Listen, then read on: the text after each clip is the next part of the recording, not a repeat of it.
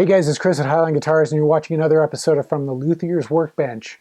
In this episode, I'm going to pick up where I left off in the last episode, which was part 7 of the Highline Guitars Horn Aplenty bass guitar build.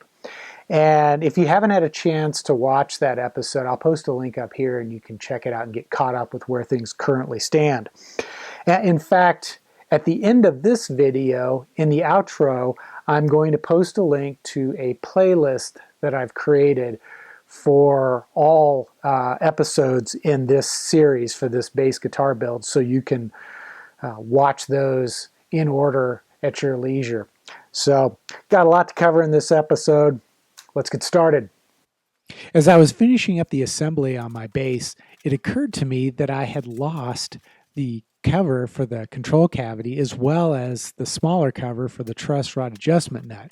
Well, after doing a thorough search, I realized I'd never made them in the first place. So I was back out to the CNC machine to do a little bit more cutting.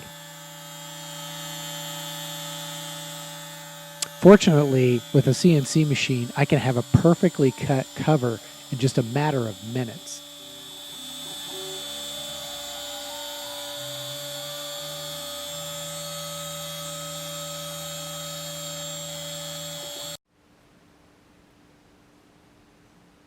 For the truss rod cover, I drew up a design on my computer and printed it out as a pattern, and then stuck that on a piece of scrap walnut, which I could then carve to the final shape. Using my CNC to cut a part like this is a bit overkill, so I just used my disc sander to rough grind that piece of wood to the final shape, following the edges of the pattern that I had printed out.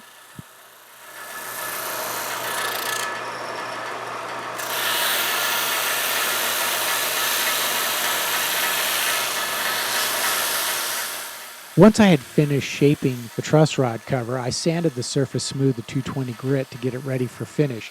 However, before I could apply the finish, I had one other little trick I wanted to apply to the cover, and that is to paint the portions of my logo, which the cover would hide once it's attached to the headstock. And then, of course, both the truss rod cover and the control cavity cover get a couple of coats of Crystal Lax Bright Tone instrument finish. Now I can move forward with winding the pickups, and what I'm going to be using for this bass guitar is a standard precision bass humbucker, and that means 2 bobbins, and both bobbins are going to be reverse wound with reverse polarity, and that means one bobbin will be wound clockwise, the other will be wound counterclockwise, and one bobbin is North Pole up and the other is South Pole up. So I have to mark the bobbins to make sure I keep all of this straight. One of the challenges with winding your own pickups is that you have to work with extremely thin wire. And for this pickup, I'm using 42 gauge wire. And here I'm threading the start of the wire through the start eyelet on one of the bobbins. And then I have to attach the bobbin using double-sided sticky tape to my winder. And once I've got the bobbin in place and ready to wind, I have to adjust my traversing mechanism in order to make sure that as I'm winding, that wire is going to fill the bobbin without accidentally coming off the ends. And then to make sure that that traversing mechanism is adjusted properly, I have collars on each end of the rod that I can adjust, which will govern how far from side to side I can move the wire as it's feeding onto the bobbin. Once everything is adjusted and ready to go, I can start winding the bobbin, and I'll be putting 10,000 turns of wire on this bobbin. And what I use is a simple magnetic activated digital counter. And it'll take me about 15 minutes to put 10,000 turns of wire onto this bobbin. And then once I'm finished winding each bobbin, I can remove it from the winder. And what I have to do next is carefully thread that length of it's the finish portion of my pickup wire through the eyelet, which I have designated as the finish eyelet. And as you can see, this sort of work takes a pair of tweezers and very good eyesight.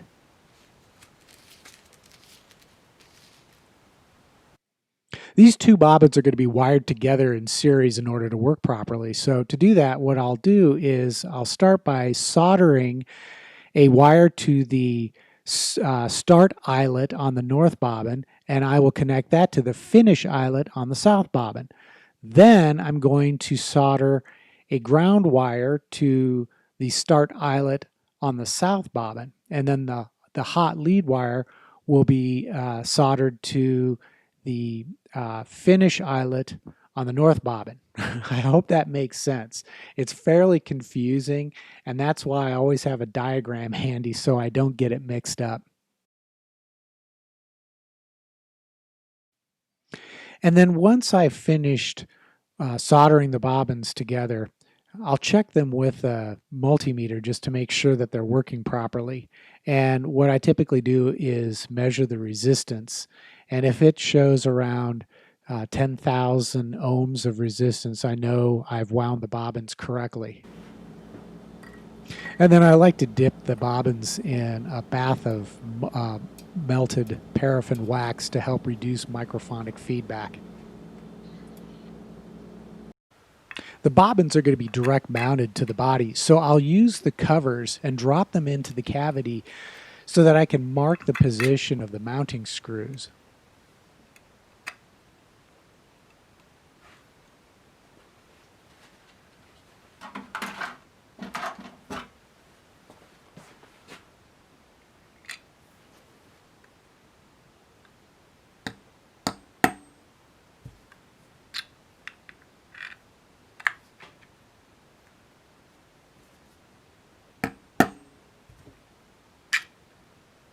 And then here I'm using a drill to drill a pilot hole for each screw. The tape sets the depth that that hole needs to be so I don't drill through the back of the body.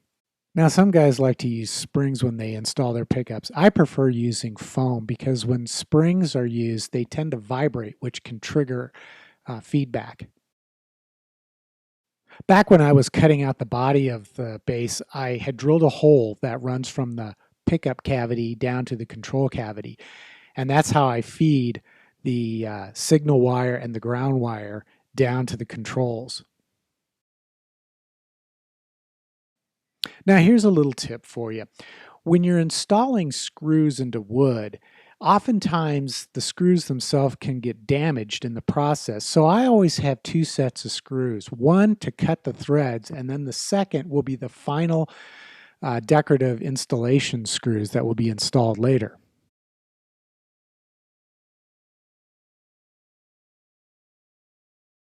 And then with the pickups installed, I flipped the body over and I soldered the ground wire to the back of the tone pot, and then the signal wire is soldered to one of the lugs on the volume pot.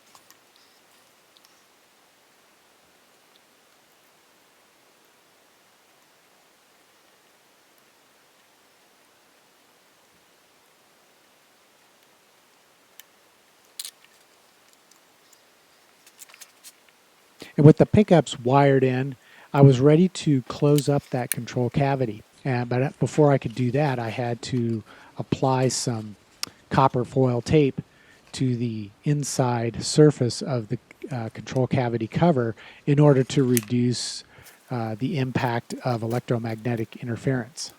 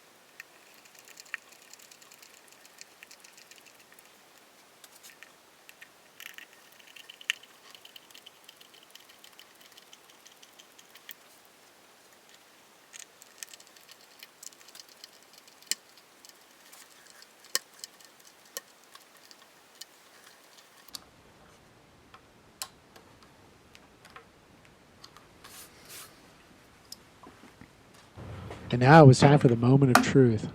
Plugging in the guitar to the amp and then tapping the poles with a steel screwdriver bit to make sure that the pickups were installed correctly and that the controls all work as expected.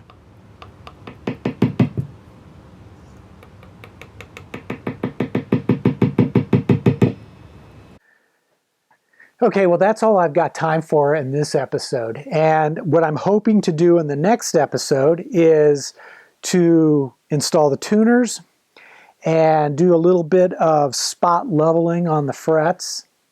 Then I'll string it up, intonate it, and hopefully pluck a few notes on it. But I have to caution you, I'm neither a bass player nor am I right-handed when I play. So we'll see how that goes. Maybe I'll find somebody who can sit in and play it for me. At any rate, I hope you have a great weekend, a great week ahead. And if this has been an enjoyable series for you, please give me a thumbs up. If you don't already subscribe, click that subscribe button. And I will see you in the next episode.